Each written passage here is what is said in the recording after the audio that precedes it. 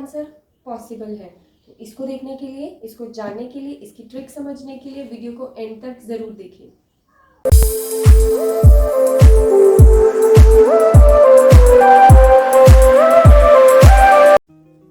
Hello friends, welcome to our channel learning all together. मैं प्रिया बजाज आज आपके लिए फिर से लेकर आई हूँ बहुत ही इंटरेस्टिंग टॉपिक जो कॉम्पिटिटिव एग्जाम्स में जिस तरह के प्रॉब्लम्स हम आ सकते हैं। तो स्टार्ट करते हैं एक एग्जाम्पल से। What least number must be subtracted from 1672 to obtain a number which is completely divisible by 17? इसका मतलब है कि ऐसा कौन सा छोटा नंबर होगा जो हम माइनस कर पाए ताकि ये 1672 completely divisible हो जाए 17 के साथ। मतलब अगर हम 1672 को 17 के साथ डिवाइड करते हैं तो ये completely डिवाइड नहीं होता, तो हमें एक ऐसा नंबर ढूंढना है जिसको इस 1672 में से माइनस कर दिया जाए तो जो नंबर आए रिजल्ट में वो 17 के साथ कंप्लीटली डिविजिबल हो जाए। तो इसको ऐसे सम्स को करने का तरीका क्या है? सबसे पहले आप 1672 को 17 के साथ डिवाइड कर दीजिए, ठीक है। तो यहाँ पर देखो, मैं आपको स्टार्टिंग से बेसिक लेवल से समझा रही हूँ कि किस तरीके से आप इसको कैलकुलेशंस को बहुत ज़्यादा फास्ट कर सकते हो। अभी ये 17 है और यहाँ पर देखिए फर्स्ट नंबर अगर हम एक नंबर लेते हैं तो वो 1 है, ठीक है, 17 से छोटा। अगर 2 नंबर लेते हैं तो वो भी 16 17 से छोटा है। तो फिर हम यहाँ पर 3 नंबर लेंगे, ये आ जाएगा 167। तो 17 को जब डिवाइड करना है 17 के साथ तो 170, मतलब 17 10 170, तो ये 170 के आसपास है। तो इसका मतलब ये 17 के टेबल पे 9 पे जाएगा, तो वो हमारे पास आ जाएगा 153। जब हमने इसमें से 153 माइनस किया तो ये हमारे पास आ गया 14। अब 2 कैरी किया, उसके बाद अभी ये 167 से और छोटा है, इसका मतलब 8 के टेबल पे चला जाएगा। तो 17 8 जा, यहाँ पर 17 8 जा हमें, तो ये हमारे पास आ जाएगा 136, ठीक है। इसको जब हमने माइनस किया तो ये मेरे पास आ गया 6। मतलब जब मैं 1672 को 17 से डिवाइड कर रही हूँ तो मेरे पास 6 एक्स्ट्रा बच रहे हैं। तो ये एक 6 जो है ये एक एक्स्ट्रा नंबर है जो एक लीस्ट नंबर है जिसे मैं 1672 में से माइनस कर दूं, ठीक है। अगर मैं इसमें से माइनस कर दूं तो मेरे पास जो रिजल्टिंग नंबर आएगा वो 17 के साथ कंप्लीटली डिविजिबल हो जाएगा। तो इसलिए मेरा आंसर क्या हो गया? 6। लीस्ट नंबर जो मुझे चाहिए था वो क्या आ गया? 6। तो इसको एक और एग्जांपल लेकर समझते हैं। अब सब्ट्रैक्ट की जगह पर एडेड आ गया। What least number must be added, ऐसा कौन सा नंबर है छोटा जो हम ऐड कर पाए 2010 में ताकि ये कंप्लीटली डिविजिबल हो जाए 19 के साथ। तो सेम मेथड है, इसको भी हम डिवाइड करके देखेंगे 2010, ठीक है। 19 2 नंबर ले लिए तो 19 1 आ गया, ये आ गया 1, ऊपर से कैरी किया, ठीक है। 11 इस पे जाएगा नहीं तो यहाँ पर 0 आ गया, और उसके बाद फिर 2 नंबर उतार लिए, मतलब 1 भी और 0 भी। तो 19 यहाँ पर चला जाएगा, 19 5 जा 95, ठीक है। अब आपके पास जो रिमाइंडर है वो क्या आ गया? आपके पास आ गया 15, ठीक। अब सब्ट्रैक्शन के केस में हमने क्या किया था? 15 को एज इट इज डिविडेंड में से माइनस कर दिया था। लेकिन जब एडिशन का केस आता है तब हम क्या करेंगे? डिवाइजर में से रिमाइंडर को माइनस करेंगे, तो जो आंसर आएगा 4, ये लीस्ट नंबर होगा जो हम ऐड करें इसके अंदर और वो एक कंप्लीटली डिविजिबल हो जाए उस नंबर के साथ, डिवाइजर के साथ। तो इसका रीजन क्या है? देखो यहाँ पर मेरा रिमाइंडर आया 15, मुझे इसके अंदर कितने और चाहिए ताकि ये 19 बन जाए। अगर मैं यहाँ पर 4 ऐड कर देती हूँ और मतलब यहाँ पर 19 आता है तो मैं 19 1 जा 19 करके ये कंप्लीटली डिविजिबल हो जाएगा। तो सब्ट्रैक्शन में रिमाइंडर को एज इट इज माइनस करना है डिविडेंड से, और एडिशन में आपको डिवाइजर में से रिमाइंडर को माइनस कर देना है और वो आपका नंबर आ जाए। तो इसको एक और प्रॉब्लम लेके समझते हैं। देखो, on dividing 12401 by a certain number, मतलब हमें नंबर नहीं पता, हमें डिवाइजर नहीं पता, हमें डिविडेंड पता है। We get 76 as quotient and 13 as remainder. What is the divisor? सबसे पहले मैं आपको बता दूं, जब भी हम किसी नंबर को डिवाइड करते हैं, ठीक है, तो यहाँ पर ये जो नंबर है इसको हम कहते हैं डिवाइजर, ठीक है। यहाँ पर जो नंबर है इसे हम कहते हैं डिविडेंड। यहाँ पर जो हमारा आता है ये होता है क्वोशंट। सॉल्व करने के बाद यहाँ पर जो भी आता है नंबर, इसे कहते हैं reminder.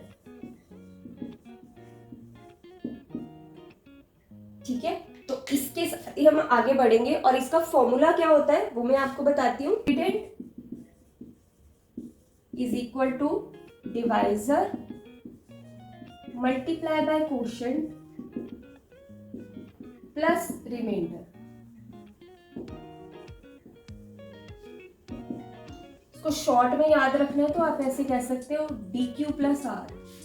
D Q divisor into quotient plus remainder, D Q plus R. ठीक है, तो अब यहां पर मुझे डिविडेंड पता है 12401 और डिवाइजर हमें नहीं पता, वो हमने फाइंड करना है। क्वोशंट हमारे पास है 76 और रिमाइंडर है 13। ठीक है, जब भी आपके पास ऐसी कोई सिचुएशन आती है, ऐसी कोई इक्वेशन आती है, तो आप सबसे पहले जो भी आपका प्लस या माइनस में होता है आप उसको दूसरी साइड पे लेके जाते हैं। तो यहाँ पर 12401 में से 13 उधर प्लस का था, जब ये लेफ्ट साइड पे आएगा तो 13 माइनस का हो जाएगा और d इंटू 76। ठीक है, जब हमने इसके अंदर से 13 माइनस किए तो ये मेरे पास आ जाएगा 12388। ठीक है, और अब यहाँ पर ये मल्टीप्लाई का है, इधर आकर ये डिवाइड का हो जाएगा। तो जब आप किसकी कटिंग करते हैं, कटिंग आप जो भी आपके नंबर के साथ जाती है, जब हम इसकी कटिंग करेंगे तो मैं डायरेक्टली 4 के साथ कर रही हूँ इसकी कटिंग।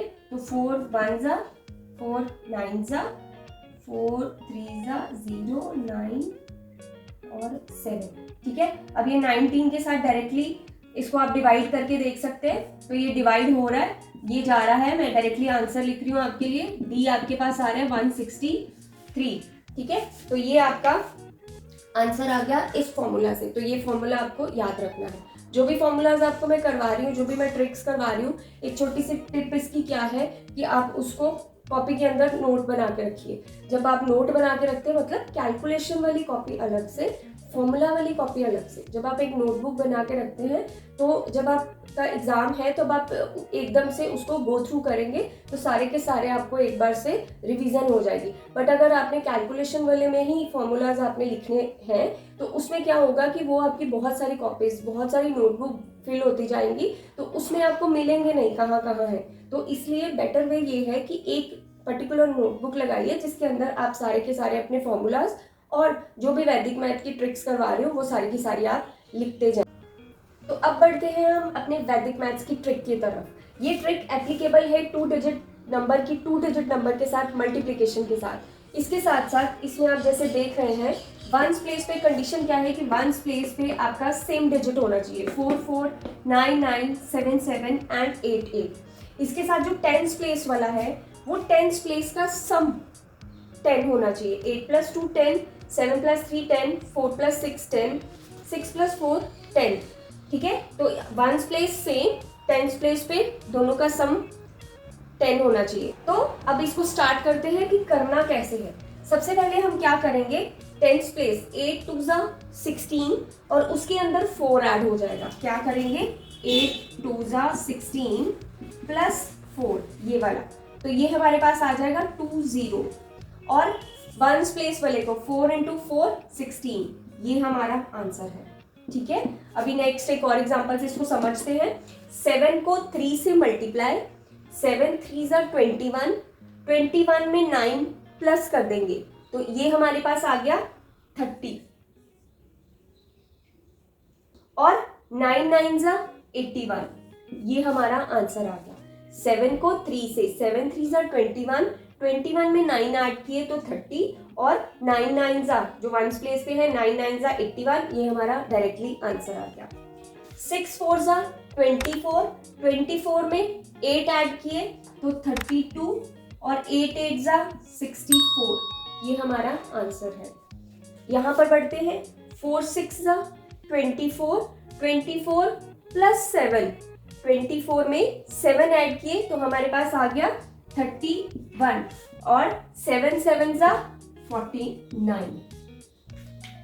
इस तरीके से आप ऐसे के सम्स को बहुत इजीली सॉल्व कर पाएंगे। इन चीज़ों में बहुत प्रैक्टिस चाहिए, क्योंकि हम ट्रेडिशनल मेथड से करते आ रहे हैं, तो जब हम स्विच कर रहे हैं किसी नए मेथड की तरफ, तो आपको इसकी प्रैक्टिस, तो आप जितनी इसकी प्रैक्टिस करते जाएंगे उतना ही ये ज़्यादा आपके लिए कैलकुलेशन ईजी होती जाएगी।